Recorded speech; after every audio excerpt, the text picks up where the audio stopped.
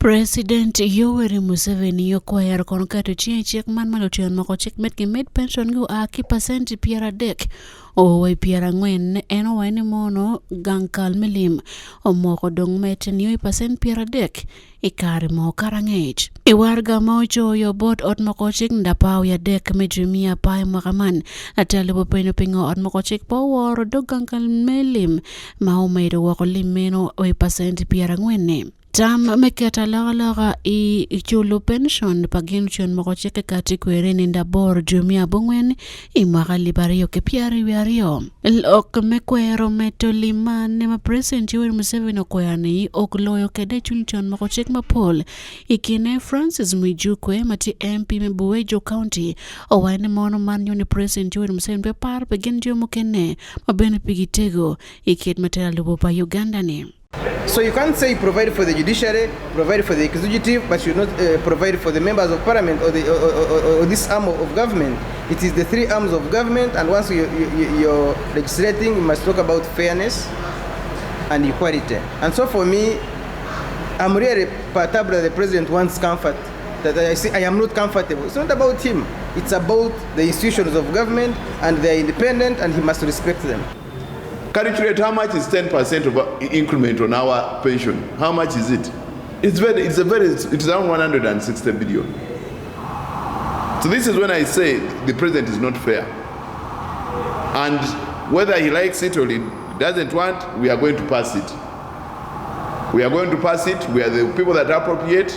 We are allowed to pass the bills even when he does not assent to them after a particular amount of time.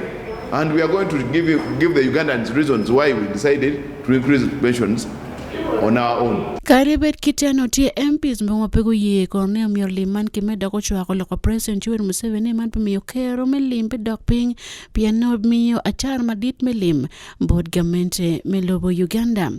Ikine tie MP Wilfred Nwagaba me Ndorwa East. This is a private member's bill. And in the private member's bill, you are supposed to abide by the provisions of Article 93 of the Constitution. You do not bring a bill or motion that has an effect of having a charge on the consolidated fund. So that particular provision was uncalled for, and the president is right. MP Mekilak South Gilbert Olanya o ene mor kinen kit me loko mati piene choka tamba President Museveni pedok bet ki game mo karla de ngwaro limadon karebon donke wako teach yot moko chek kimelobo Uganda. Now that we added 10% on 30%, it means it will come to 40%. I really feel the president look at it that it may be too huge. It may put a lot of burden onto the government's coffer. That is why he decided that he cannot sign that. Inge dugu chen paot moko chik mu Uganda idwe I chiario michabiet manyen.